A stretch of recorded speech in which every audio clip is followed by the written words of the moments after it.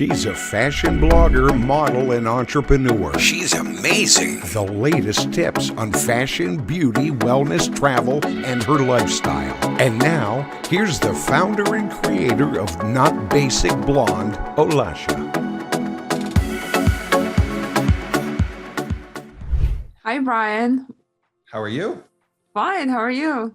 Not too shabby. It's Friday. Any fun plans for the weekend? No, just to rest. Rest. That's good. Yeah. That's always a good thing. Yeah. What about you?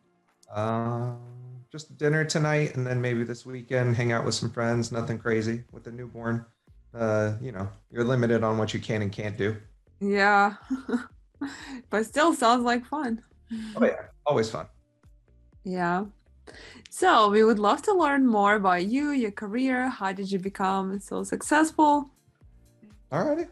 What's your first question? What inspired you to play with guns so much? That's a good question, and I've been thinking about that. I think it's just how it's technical. Everyone thinks, oh, you're playing with guns. Guns are a bad thing, but they don't realize shooting a gun, there's a lot of mathematical equations, a lot of things you have to account for. And it's not just, oh, take the gun out and shoot. You have to aim it. You have to think about it, think about what's behind the target and all that fun stuff. So I enjoy the technical aspect of it. It keeps me on my toes, and every time I go, something's a little different. It's never the same thing every time. It's almost like golf for most people. You can play the same golf course every day, and it's never the same 2 days in a row. I see. And how did you start your career? Like, how did it become? What inspired you, and how did it become such a... Well, my dad got me into shooting when I was maybe 10 or 12 years old. And from there, it just kind of evolved. We'd go shooting once a month. And then once I became an adult and I could go buy my own guns, I started shooting a lot, collecting them. And it was more of a collection thing than anything. And then over the last couple years, I got tired of the car scene on Instagram because that's what I was known for. And I just didn't like a lot of the people in it. So I switched it around and started doing all the gun stuff because I just like that community of people and doing that stuff. And I still play with cars, but I've really enjoyed that transition from cars to guns. And, as you see, there's helmets behind me. I still ride motorcycles and whatnot. But I just always seem to fall back to the gun stuff just because it's you and no one else can really help you in that whole training situation. Yeah, I have coaches, but I'm the one that has to do the work. No one can do the work for me. Yeah, I agree. What do you think about home systems versus practicing at the firing range? So considering the cost of ammo these days, I love the home systems. It gets you about 95% of where you need to be, because one bullet these days averages, in California at least, between 80 cents and $1. And every time I go to the gun range, that's 300-400 bullets. That starts to add up, plus driving there, plus starts to turn into an expensive day versus just sitting at home and practicing and getting pretty similar training. Obviously the gun doesn't recoil backwards, you don't get that feedback, but you still get a lot of the other feelings. So I like it. How did you become so successful in your business? What was the secret? Don't take no for an answer. I always make a joke. Nobody tells me no. And that's because I always find a way to work through it to get a yes. So you may tell me no at the beginning, but by the end of it, I'll make sure you say yes to doing something. So your best business advice is never take no for an answer. What if they still say no to you? Take it as it's okay, I'm getting closer to yes. Yeah, it may not be that day, it may not be that week, may not even be that year, but I will eventually get a yes out of something. I agree. I always think the same way, and I don't really care if somebody tells me no. Maybe it's not meant to be. Maybe I'll find a better option. So it's like, you never should get upset.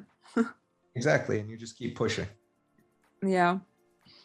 How do you leverage networking in your business? So a good example, how I met you through David and his team. It's just going to events and giving your time for free. Like I went to Dan Fleischman's elevator nights. I didn't charge for my time. I just wanted to be there and give back. And then by doing that, I got to meet some really great people like David Meltzer and a bunch of other guys who then connect me to other people because they like my story. And it's just everybody working together to help one another with no strings attached of, hey, just because I like you and I'm going to refer you, I don't expect anything. Just like if I find a good fit for your podcast, I'm going to be like, hey, here you go. Talk with this person. I feel like they'd be a good fit for your show, no strings attached. And maybe you and I do another recording in a couple months and we talk about that networking and how that person was able to create so much more working with you. Yeah, I absolutely agree with you. Like helping someone with no strings attached always helps to grow the business. And I always network a lot with all the people that I meet, and it always benefits both sides. Exactly. And, it's just, you always stay networking with the size of your podcast and your social media presence and all of that.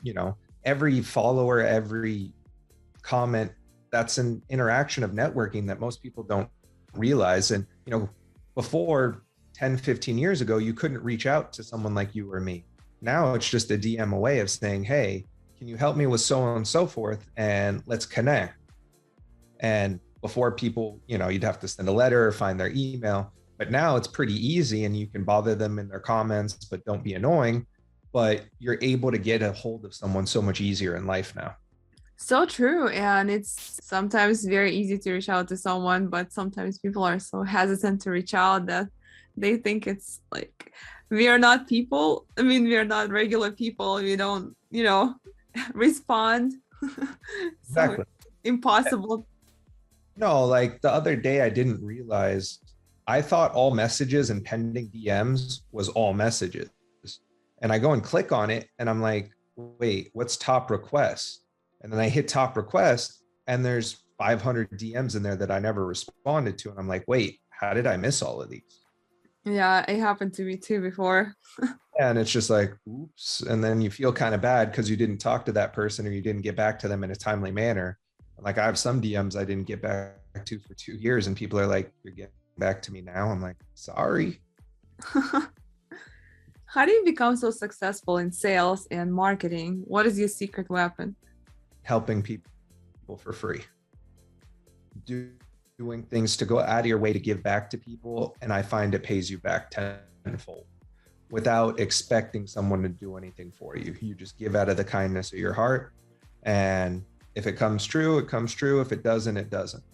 I absolutely agree with you. Some people might think that, oh, wasting your time is helping someone just because, but it also leads in something all the time.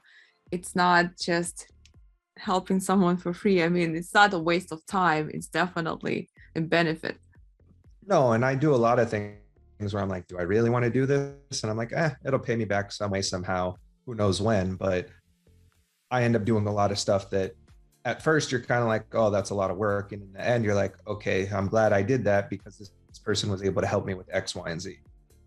Yeah, so true. What is the best advice you would like to share with aspiring entrepreneurs? Don't be afraid to get out of your comfort zone and really push beyond.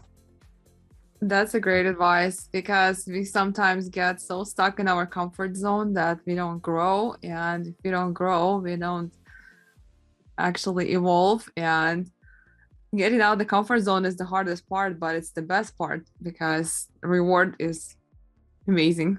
Exactly.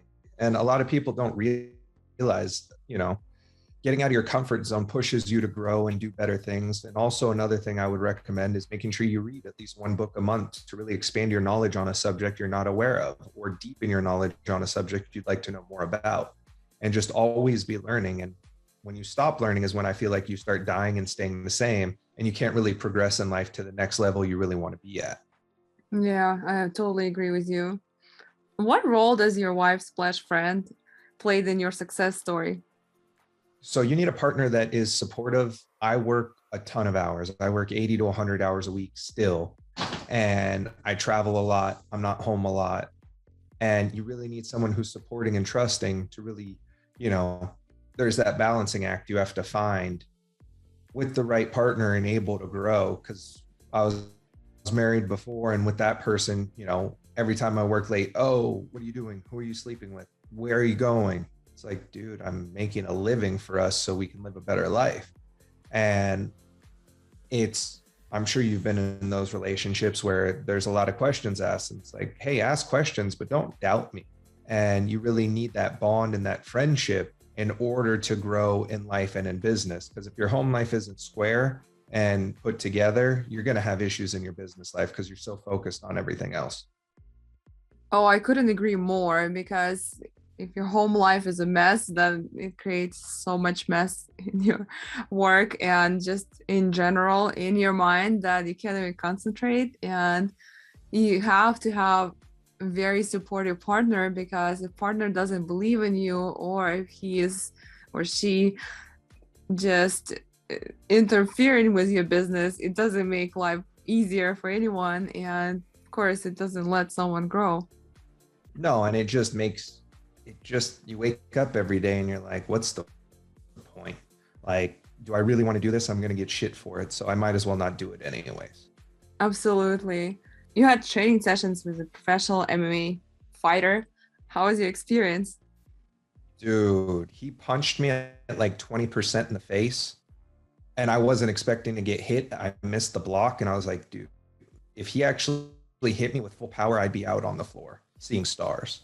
And it really made you realize just the power and intensity a lot of these guys have, and just how far they can take it. Like, their stamina is insane when training. I lasted maybe 20 minutes. This guy could have stayed and trained for hours at a time. And it's just, my hat goes off to these guys. You may watch it on TV and you're like, oh, 3 5-minute rounds, no big deal. No, it's a big deal when you're wrestling someone that kind of weight and pushing it around. And, he, what, 50 pounds more than me? That's a lot of extra weight to move and try and bully around. And it wasn't happening. That sounds incredible, but also very challenging. Was and it was a great learning experience. I'd do it all over again. It's just interesting, before you actually get in the ring, you're like, oh, this isn't easy. Yeah. And where can all listeners find you? What is your social handles? So all of my handles are Brian Gold PhD on Twitter, Instagram, YouTube, TikTok, all of those. So I've kept it uniform across all of that. And then my email is support@briangoldphd.com for any general questions. What's the best advice you can give someone who wants to pursue a career in your industry? Start training regularly and just really focus on, are we talking about the social media aspect or business aspect? Business aspect. So really networking, going into groups, focus groups, networking groups, entrepreneur groups. I've done a lot of those for a lot of years, had a lot of coaches over the years to really help expand my knowledge and help me look in places I wasn't looking before to really get to that next level. And just really driving to not stay idle and having people push me and help me to get even better than where I'm at today.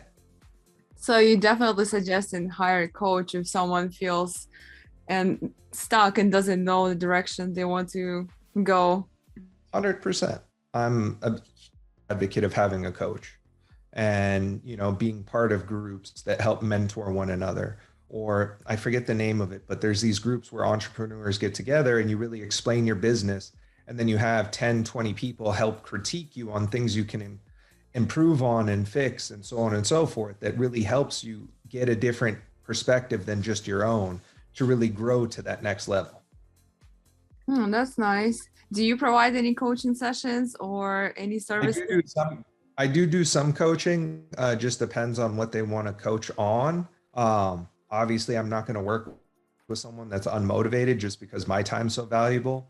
And I charge a very small fee considering how valuable my time is. So if they don't value me, I'm not going to do it. And they really need to be motivated on what they want to do. And I'm there to push them. Amazing. Thank you so much, Brian, for providing this great information. Of course. Thank you for being my guest. Of course. Hope you have an amazing day. Thank you too.